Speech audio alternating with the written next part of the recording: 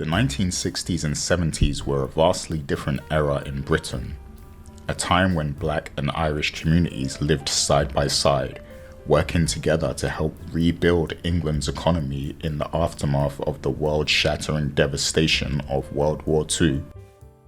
Born on April 15, 1958, Benjamin Obadiah Iqbal Springer was born in Handsworth, Birmingham, to a Barbadian father and a Jamaican mother. It would be his unique upbringing in the 60s, 70s, and 80s that led to him becoming Britain's most beloved poet and co-star of the popular show Peaky Blinders. This is the story of Benjamin Zephaniah, a man who transformed his early struggles and devoted his life to changing the world through the power of poetry, activism, and storytelling. Benjamin Zephaniah was one of 5 siblings living in Hockley, Birmingham. At the time, his family were considered poor. Their household had a 2-at-a-time bathing rule, where Benjamin shared his bath time with his siblings, because there just wasn't enough hot water on offer. Benjamin recalls begging his mother for some more hot water while bathing with his sister Velda. His mother would then appear with a kettle full of water, telling him there will be no more top-ups after this. Everything about the family's surroundings was grey. Grey skies from the smoke and fog of factories, grey pavements, and grey tin baths. This was the life for many families like Benjamin's back then. But the beauty in the situation was that he and his family had each other. At the time, growing up as a young black boy in the West Midlands was tough. Children back then had to walk around with thicker skin because they would continuously encounter racism. Benjamin noticed how his teachers at school would speak to him in a rougher tone of voice than other children, and often treat him like he was stupid. His classmates would call him names and racial slurs, but as they were just words, Benjamin let these insults slide. Sadly, it wouldn't be long before the racism turned physical. It was a warm, sunny day, and Benjamin had just been playing some football with his friends. Birds were singing, dogs were barking, and Benjamin was smiling. He set out on his way home, coming up with rhymes about the sun in his head. Out of nowhere, Benjamin heard someone yell the words, "Black bastard." Before he had time to locate the person, a heavy house brick nailed him at the back of the head. A rider on a bicycle had the brick in his hand and hit Benjamin with it as he rode past, making the force of the attack terrifying. The rider looked back at Benjamin and yelled, "Go home, wog." For those unfamiliar with the term wog, it refers to a popular rag doll back in the late 19th century, created by cartoonist Florence Kate Upton. The doll had dark skin, big red lips, and frilly black hair. The doll is based on blackface minstrel traditions, which were prominent back then. So naturally, racists would correlate the gollywog dolls with black people, shortening the name to Wog. Unable to process what he'd just experienced, Benjamin ran home to his mother and told her about the encounter, specifically the part about the boy telling him to go home. His mother reassured him. "This is home, Benjamin," she said. "This is your house. This house is your home." Racial tensions were high in this era, and Benjamin's family had to navigate this on a daily basis. Benjamin described his mother as someone who would ignore people who were being blatantly racist to her face and act like it wasn't happening. In his autobiography, Benjamin says, "She was always trying to see the good in people, even when the people weren't good." This kind of blind optimism in the face of atrocity is perhaps what set the foundations for Benjamin's strength of character later in life, giving him a sense that everything would be okay, even when it wasn't. Thankfully, Benjamin found some friends in the Irish and Gypsy communities. You see, back then, many British people disliked the Irish nearly as much as they disliked black people, and this allowed black and Irish families to relay and find common ground among one another, paving the way for Benjamin to find common ground with the Irish and Gypsy kids. Benjamin was the type of person who would embrace anybody of any race or gender. He believed in treating others how he wished to be treated. He got on so well with his Irish friends that he'd even fight to protect them, sticking up for them when they were bullied. Poetry was introduced into Benjamin's life at an early stage through his mother, Leneve, but not in any conventional way. His mother would often speak naturally in a rhyme pattern, sometimes stretching words out intentionally to make them rhyme. She would never call herself a poet. To her, it was just a way to aid her memory and keep her children entertained. Leneve Felita Honeygarn was born in the St. Elizabeth parish in the southwest of Jamaica. She was raised in a big family and lived in Jamaica up to her early 20s. This meant she had soaked in much of the Jamaican cultural values. Typically, Jamaicans love rhymes, poems, and metaphors and insert them into their speech. Rhymes and music would continue to play a huge part in Leneve's life when she settled in Birmingham. When Benjamin was young, his parents owned an old-school radiogram. This device was a combined radio and record player unit, built like a cabinet. His parents, Leneve and Oswald, would keep the radiogram in a room designed especially for entertaining friends. Benjamin had many memories of Saturday afternoons when his parents, friends, and family members would come over. The men would be wearing suits and ties while pouring themselves glasses of rum. The women would be in the kitchen wearing colorful dresses and mixing fruit punch. Everyone enjoying the latest and greatest sounds from back in the Caribbean. Benjamin would mingle with the adults, despite being much younger than them. And it was here when he started to develop his ability to rhyme. When the songs would fade out, Benjamin would continue rhyming words in his head, picking up the themes from the song that had just played. Sometimes he'd also do this at school or at the local playground. He would make up rhymes for the girls he had a crush on after playing Kiss Chase. While the other boys were out of breath from running, the girls were kissing Benjamin after hearing his rhymes about them. There was no running required for him, just rhyming. Keep in mind that at this age, those kisses were more like pecks on the cheek. Nobody knew it then, but this was the early development of a master poet. Coming up with rhymes about what was happening in his living room and about his crushes at the playground was the practice that would develop the complex rhyming patterns seen in his later work. As Benjamin grew into his teens and early adulthood, he would experience many hardships in his life that would force him to be socially aware of the events taking place around him. Throughout his life, Benjamin had an estranged relationship with his father. Oswald Springer, a Barbadian man, worked at the post office. With his mother being Jamaican and his father Barbadian, there were sometimes cultural differences between the two. Benjamin had known his father to be somewhat violent. Oswald would give him harsh beatings whenever he did something wrong, but things came to a head one day when Oswald was lashing out at his mother. Despite being young, Benjamin wouldn't stand for it. He stuck up for his mother, trying to fight back against Oswald the best he could. This altercation would inevitably lead to Benjamin and his mother leaving the house and finding other places to stay. They even left behind Benjamin's siblings, who would stay with Oswald for a time. Leneve and Benjamin would seek refuge at women's shelters, but Leneve would be turned away because the other women at the shelters weren't comfortable with a black woman being around. In this era, racist discrimination was prevalent. That's just the way it was.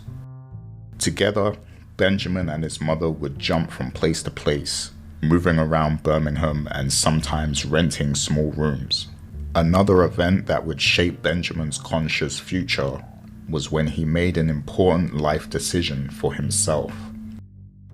At 11, Benjamin would have a serious boy-to-woman talk with his mother at the dinner table.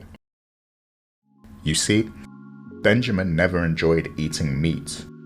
He was the type of boy who loved animals, and he knew early on that meat was associated with animals. When Benjamin was given a plate of food to eat, he'd always have a bag under the table to slip the meat into. and then he'd throw away his bag when he brought his plate to the kitchen. So on this one day at the dinner table, his curiosity led him to ask his mother some questions about meat. "Where did you get the meat?" Benjamin asked her. "The butcher," his mother replied. "Where did the butcher get it from?" he asked. "From the farmer," said his mother. So Benjamin went on to ask the obvious question. "Where did the farmer get it from?" His mother said, "He got it from the cow." What a clever cow, Benjamin thought to himself, and then he went on to ask the question, "What is the cow doing with meat?" "You silly boy," his mother replied. "This is the cow." Benjamin was horrified to have his suspicions confirmed about meat. He pushed his plate away and said, "I won't eat my friends." And that was the last time Benjamin was ever given meat to eat. He told everyone about his decision, even the dinner ladies at school. His friends would question why he's only eating potatoes and vegetables. Later, at 13 years old, Benjamin would double down on his decision and go full vegan. He realized that mothers produced milk for their children, and it was the same for animals. He stopped drinking milk and consuming any form of dairy product. At the time, this was unheard of for a child of Benjamin's age with no medical condition. Veganism wasn't even a term people used back then, so it wasn't like Benjamin was even aware that it was an option.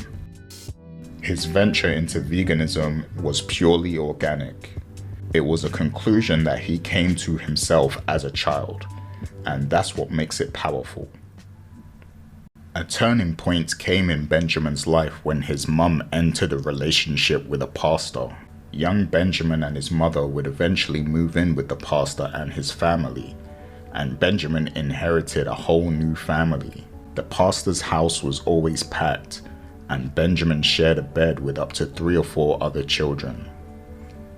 It was living here where Benjamin would grow into his adolescent years and experience many things for the first time, including his first adult kiss with a girl. Benjamin and the pastor's son Trevor became best friends, and together they developed their love for football and reggae music.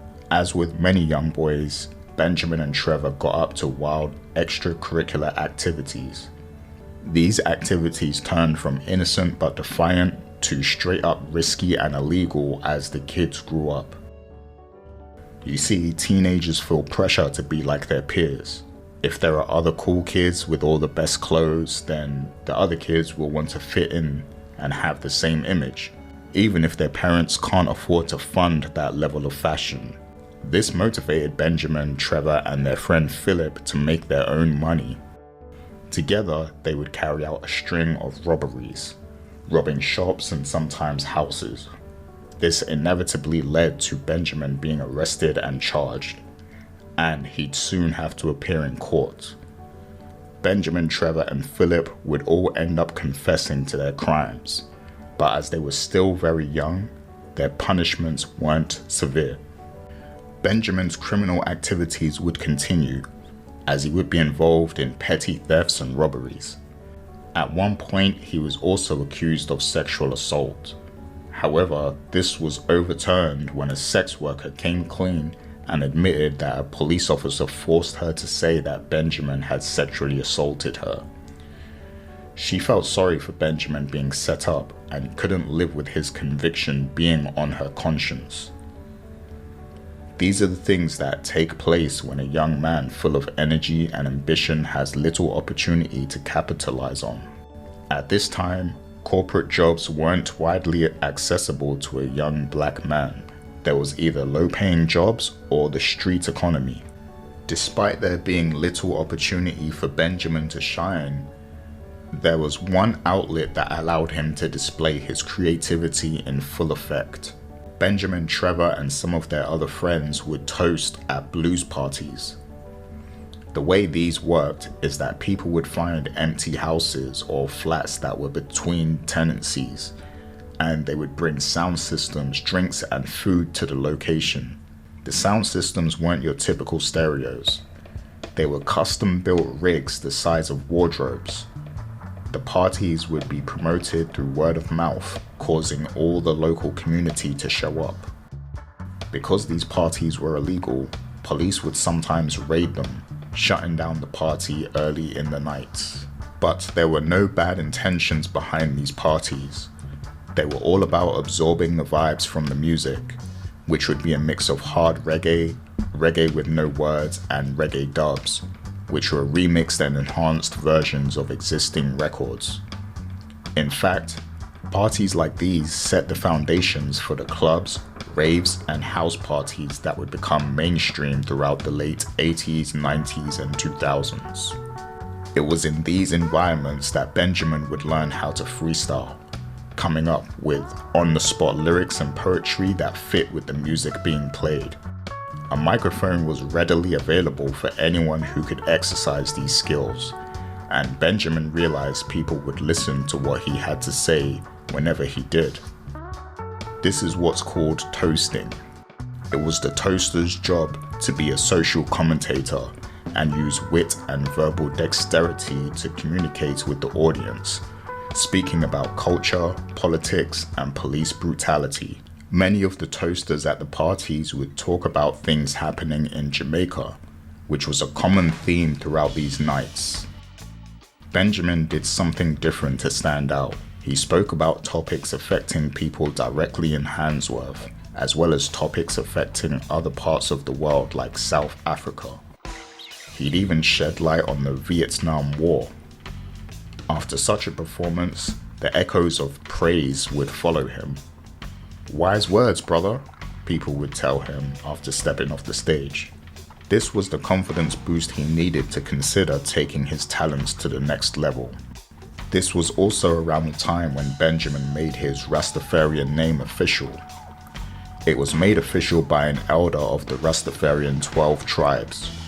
It was a simple ceremony which included the burning of ganja in a chalice, with drums being played and an elder reading from the book of Zephaniah. Most Rastafarians take names that are biblical or African. The important thing is to not take names passed down from slave owners. For example, Bob Marley's Rastafarian name was Joseph, Trevor Sutherland was Ijaman Levy, and Michael Williams was Prince Farai. With that, Benjamin Obadiah Iqbal Springer officially changed his name to Benjamin Zephaniah. One summer night in 1978, Benjamin lay on his bed watching the ceiling, wondering what life was all about. He reflected on the bad choices he'd made in his life, like the circle of crimes he'd been involved in. He recalled the teacher at Broadway Comprehensive who told him he was a born failure who would end up dead or in prison. Benjamin knew that if things carried out the way they were, with no opportunities for growth in his life, the teacher would be proven correct. Since he was 8 years old, he'd been telling everyone that he was going to be a poet when he grew up. Since then, people often praised his poems and toasting performances, but he had nothing to show for it. Benjamin reached under his bed and pulled out a big folder full of his poems. Inside was a letter he'd received from Bob Marley after writing to him and posting the letter years ago. The letter was brief, but the message from Bob was powerful. It read, "Britain needs you, so forward on," meaning that Bob really respected Benjamin's work, the work that had been sent to him, and he recognized Britain would benefit from being home to a raw talent like Benjamin. The next day, Benjamin went to his friends. These were friends he'd been selling stolen car parts with to get by. He told them he couldn't do it anymore and that he was moving to London. His friends protested. "Come on, man. You know you can make good money here," they said. Benjamin told them he remembered how good he was toasting on the sound systems and that his heart was with poetry. He told them he wanted to be a revolutionary poet and that it was crunch time. Benjamin paid them whatever money he owed them, and when they asked him when they'd see him again, he told them, "Next time you see me, it will be on TV." Benjamin sounded confident, but in reality, he had no idea what he was going to do. But if he didn't speak like it was possible, he knew his ambitions would fall apart from the start. Benjamin didn't even have a place to go in London. By chance, a friend of his gave him the address of one of his ex-girlfriends named Clara in London, in hopes that Benjamin could go to her and figure out somewhere to sleep. Benjamin packed a few things, jumped into his Ford Escort, and drove through Birmingham towards the M6. He stopped along the way at a music rehearsal space where a band was rehearsing. The band didn't have a name yet, but they would go on to call themselves UB40. Benjamin knew some of the guys they hung out with, so he stuck around and mingled. He noticed a girl watching the band. Attracted by her glamorous look, Benjamin spoke to her and ended up convincing her to come to London with him. She agreed, and the two of them set out on the journey. When they arrived in London, Clara wasn't home, and she didn't return for 2 whole days. That meant Benjamin and his new lady friend were stuck sleeping in the Ford Escort for 2 nights in a row. When Clara did return, she was happy to see Benjamin, as she'd met him once before when she dated his friend in Birmingham. Clara made her money on the streets, and her home was a refuge for ladies of the night. That meant that Benjamin and his new friend often had to take whatever beds were available each night. One day, Benjamin's lady friend called one of her friends back home. She heard about how UB40 was taking off in their careers. They told her that she should have never left. After that, she up and disappeared without a word. Benjamin was now on his own in London, and with no one else to look after, he could focus on his next steps to success. Clara was a godsend. She never asked Benjamin for a penny in rent. Benjamin felt bad for this and considered registering as unemployed to get some money that he could give to her. She shot the idea down, but Benjamin knew he couldn't rely on her forever. One day, Benjamin went to hear a sound system in Brixton called Soferno B. He was dancing with a Jamaican girl in a style called whining when someone tapped Benjamin on the shoulder and he turned around. It was his old friend Pops from Wolverhampton. They were happy to see each other and spent some time catching up. Soon, Pops told Benjamin he knew a place where he could stay rent-free. It was a licensed squat for artists and creatives. It was a property that the council in Kilburn, North London, owned, but didn't know what to do with, so they allowed other creatives to stay there while they worked on their projects. Benjamin later thanked Clara and moved his small number of possessions to the place in Kilburn. The place was perfect for Benjamin at the time. It had a bed, kitchen, toilet, and running water. The only thing it lacked was a bath, but there was a public bathhouse nearby that could be used for 50p. Benjamin had his own room but shared the place with others. The place was a magnet for musicians with alternative styles. Through networking at this location, he was connected with a woman called Sheila, who helped him type up the early versions of his poetry collection, Pen Rhythm. The book was still incomplete as Benjamin continued to soul search and perfect his fusion of Rastafarian spirituality with politics. Money make a rich man feel like a big man. It make a poor man feel like a hooligan. A one-parent family feels like a ruffian, and those who have it won't give you anything. Money makes your friend become your enemy. You start seeing things very superficially. Your life is lived very artificially, unlike those who live in poverty. Money inflates your ego, but money brings you down. Money causes problems anywhere money is found. Food is what we need. Food is necessary. Let me grow my food and make them eat them money. Money makes a singer sing a load of crap. Money keeps horses running round the track. Money makes marriages, and money makes divorce, and money makes a student think about the course. Money makes commercials, and commercials make money. And if you don't have money, then you watch more TV. Money can save us, but yet we feel doomed. Plenty money burns in a nuclear mushroom. Money can make you happy. Money can help you when you die. And those who have it can tell you while they live a lie. Children are dying. Spies are spying. Refugees are fleeing. Politicians are lying. And deals are done. And webs are spun. Loans keep the third world on the run. He would sometimes watch news reports on TV and they would get him so fired up for change that he'd write new poems. This was how the poem Happens Every Day was created.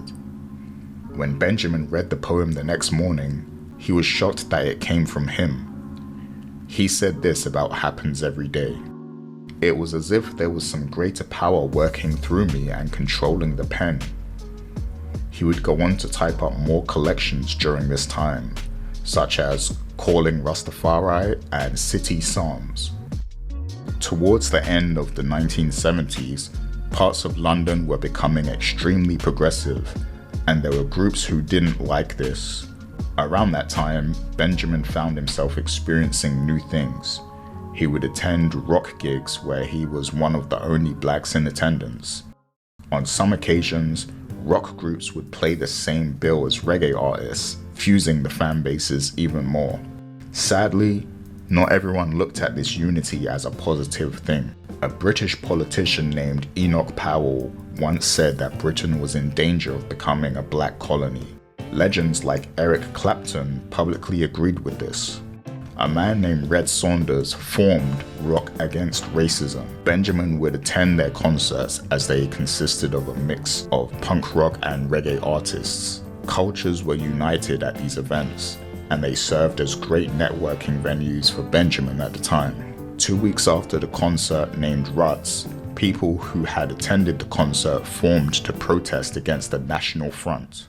For those who don't know, the National Front was a political party in the UK that held racist views. They raided cultural events that included black people and got them shut down.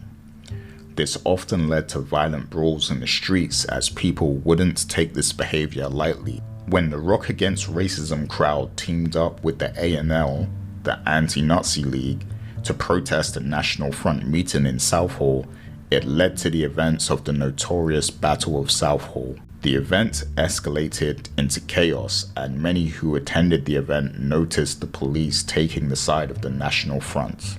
In the midst of this chaos, one of the protesters, Blair Peach, a teacher and member of the Socialist Workers' Party and the A&L, was killed. One of Benjamin's friends was hit with a police baton so hard that she lost parts of her memory. And in his biography, The Life and Rhymes of Benjamin Zephaniah, Benjamin recalls someone taking a photo of him struggling while being arrested. Benjamin later tried to find this photograph but was unable to track it down. With his nose bleeding and his arms forced behind his back, Benjamin was forced into the police van where he was beaten even more, while hidden from public view. They even ripped out a few of his dreadlocks and kept it as a trophy. Just like the current day, these were politically charged times, and Benjamin was right in the thick of it all. These events would further refine his message as he set out to unify and empower as many people as possible. And when him get me in there, he is kicking me to death. This policeman keeps on kicking me to death. This policeman keeps on kicking me to death. I got me up and took me to the place for human rights. A notice on the door said, "Sorry, we are closed tonight." So I turned round and took myself to see this preacher guy who tell me about some heaven that was in the bloody sky. Performing locally during open mic nights was swell, but Benjamin knew that to really get his work to spread, he needed to get his poetry published. This was no easy task, even back in the late 70s and early 80s. At first, he would try the traditional method of posting his poetry to publishers with a cover letter attached. This got little to no traction, so Benjamin opted to turn up at the publisher's doorstep so he could perform the poetry if required. He knew the poems would connect with his audience better if he had the opportunity to perform them. This approach earned him many confused looks. People would treat him as if he was deranged. Some went as far as to tell him they don't publish Rastafarian poetry. This was an era when black poetry just wasn't something that was pushed to the public. There was no data for its performance, so most publishers wouldn't take the risk of publishing someone unknown like Benjamin at the time. He found luck when someone recommended he visit a bookshop in Stratford called The Whole Thing. The whole thing was known as an alternative bookshop which sold gay, feminist, Irish and black publications. But beyond that, they also published their own books. They were what we now know as independent publishers. They read Benjamin's poems and told him right on the spot that they'd like to publish him, but there was a caveat. They weren't the type of publishers who took an author's work and made it publishable themselves because they lacked the same number of staff as a traditional publisher. This meant that Benjamin would have to collaborate throughout the process with them, taking a hands-on role in the publishing process. Benjamin agreed without hesitation. For weeks, Benjamin would work on the layout of the book and format his poems onto the pages. He would then bind the book together once they had every page crafted. Then, in 1980, after Benjamin Zephaniah had been in London for 2 years, he successfully published his first book, Pen Rhythm. It was a thin book, only slightly thicker than a booklet, but Benjamin had done it. He'd published his work and learned all about bookmaking during the process. He was told that Pen Rhythm was well received, but he had no way of knowing this for sure, until he got an unsuspected visit 3 months later. Benjamin was visited by an independent filmmaker at the bookshop who went by the name Simon Heaven. Simon told him about a new TV station that was launching, with a focus on making films about marginalized and minority communities. That station was to be known as Channel 4.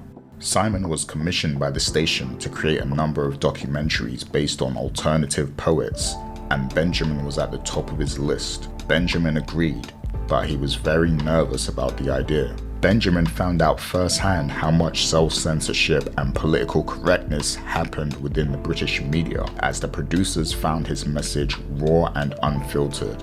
They would ask him a number of times to repeat the things he said in a more general way. In the documentary, he would speak about topics relating to African countries under the control of other nations and the conflicts with Catholics in Northern Ireland. Originally, the documentary was to be part of a series, but Benjamin's appearance was so impactful that it ended up being its own original production. For those curious, you can find the documentary online right now. A link will be in the description. Benjamin Zephaniah would publish many poetry compilations throughout his career. Because his early compilations like Pen Rhythm and The Dread Affair were independently published in small volumes, they are rare to come by today. However, Benjamin would later sign deals with major publishers where he would republish some of the old poems in new compilation. Notable compilations that you can buy today include Talking Turkeys, City Psalms, Too Black Too Strong, and School's Out for the Utes. With his grassroots success giving him a newfound confidence, Benjamin would flex his newly discovered writing muscles in a number of ways. He got into writing for theatre in 1985 after his friend Derek Brown suggested he get into writing for youth theatre. Benjamin had previously never set foot inside a theatre until he saw the play Welcome Home Jacko at the Theatre Royal, Stratford East. Inspired by the play, Benjamin wrote Playing the Right Time, a play he wrote for young people with the intention of tying in Nelson Mandela-related themes. At the time, Benjamin was invested in Nelson Mandela's freedom. Playing the Right Time would get a significant run, playing at the Theatre Royal and the Riverside in Hammersmith. His next play was Job Rocking in 1987. A dub opera play that showcases the realities of a job centre under Margaret Thatcher's rule. As the play emphasised the lack of opportunities for minorities and common folk, the play would continue to be relevant for decades, and even today its themes remain relevant with the bleak opportunities we face in modern Britain. In 1988, Benjamin won the BBC Young Playwright of the Year award for his work, a significant achievement for him while he was still under 30 years old. Off the back of his accomplishment, a producer named Jeremy Mortimer encouraged Benjamin to write a novel. During this time, he had been working with an editor at Puffin named Emma, who worked with him to publish his poems previously.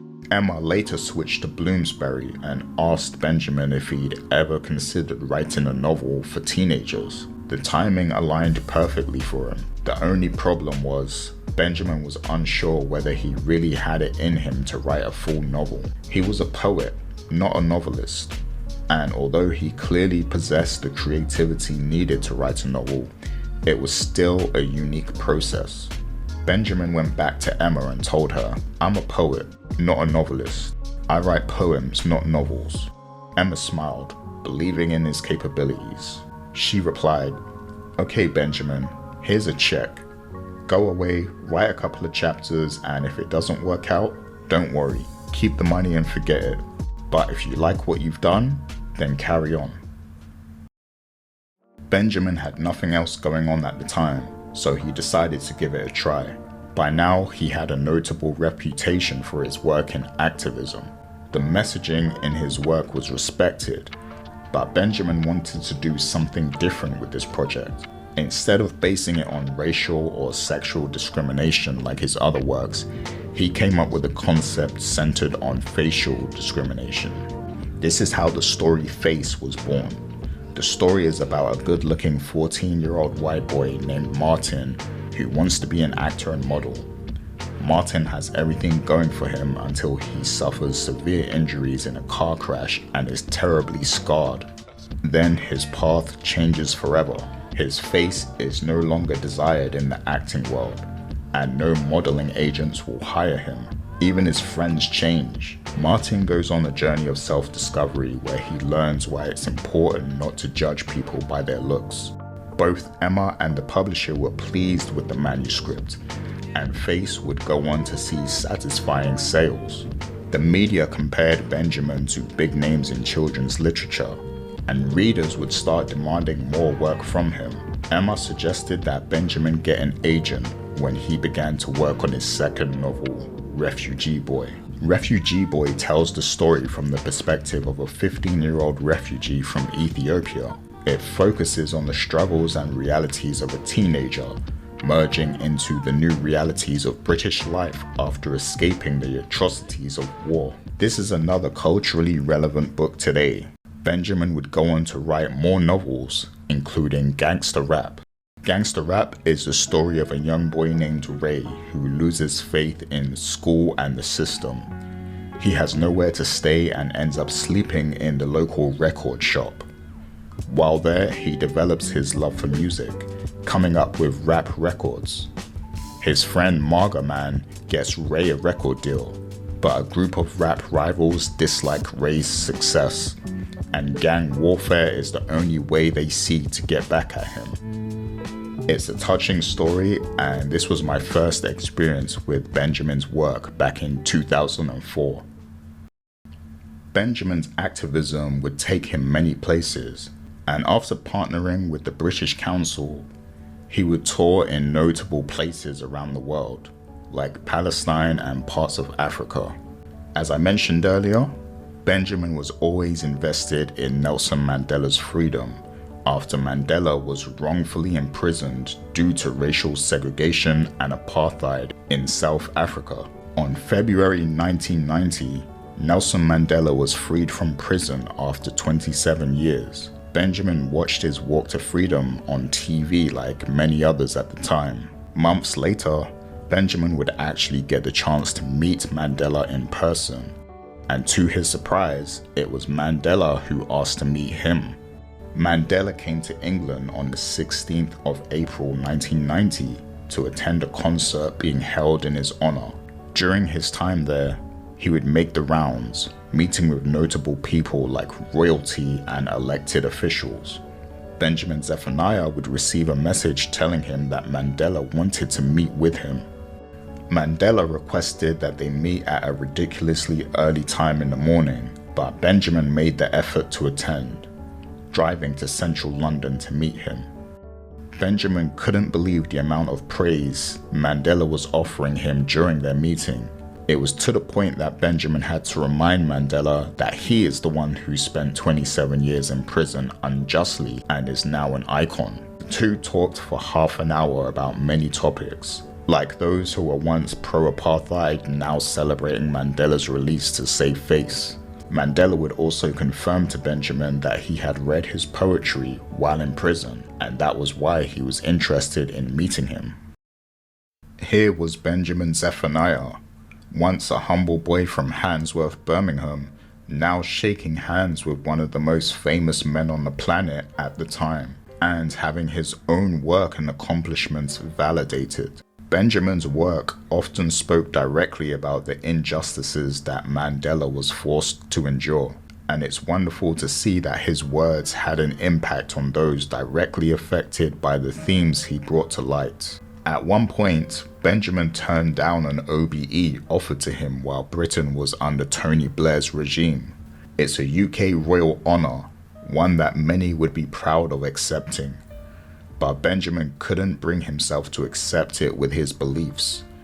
He wouldn't push aside what he stood on to be honoured by a system he knew had created problems for people all around the world. He also didn't believe in there being superior forces that led a nation, because in his world, one love meant unity among all and everybody was on one level with each other. At the time, the UK was at war with the Middle East, something Benjamin firmly opposed. After refusing the OBE, Benjamin was attacked publicly, but the community at large would support him and reject the slander. This was who Benjamin Zephaniah was. He was a humble man who took the gifts he had and honed in on it, transforming himself into one of Britain's most important voices in activism and social change. Benjamin accomplished many things through his career. He made records with the Wailers, the band founded by Bob Marley. This was after Bob Marley's death in 1981.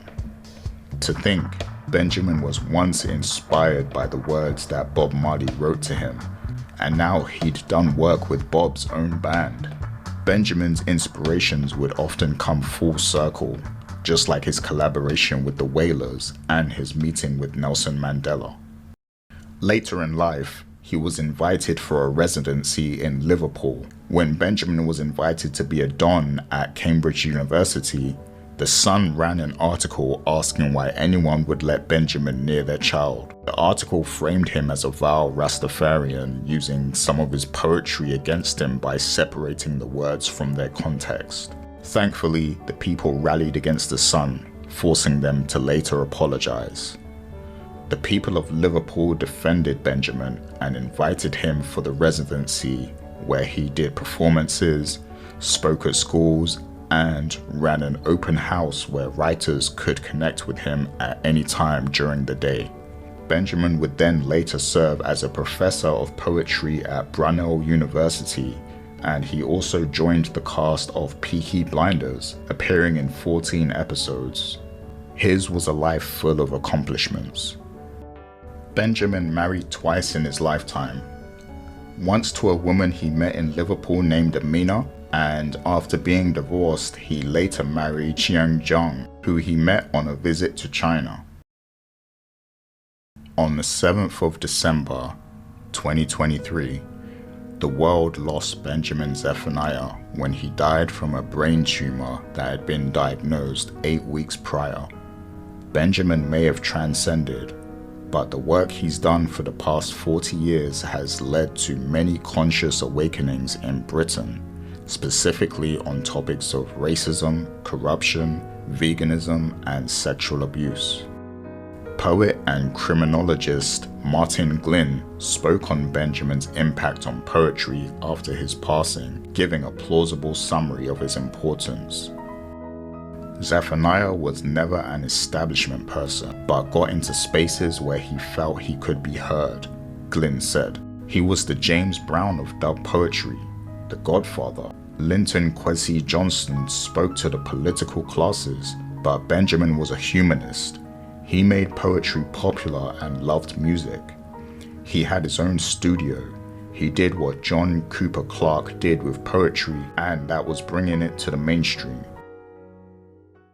Benjamin was a man who felt deeply about the injustices of the world and used poetry as a way of fighting back and communicating with the world at large. When fame came his way, he never fed into it and indulged in a celebrity lifestyle. Instead, he gave back to the various communities around Britain that embraced him, becoming a beacon of love. One Love. One Love is a Rastafari message made popular by Bob Marley. It means unity, universal love, and respect for all people. As Benjamin Zephaniah said himself, "I would like to be remembered as someone who really believed in one love."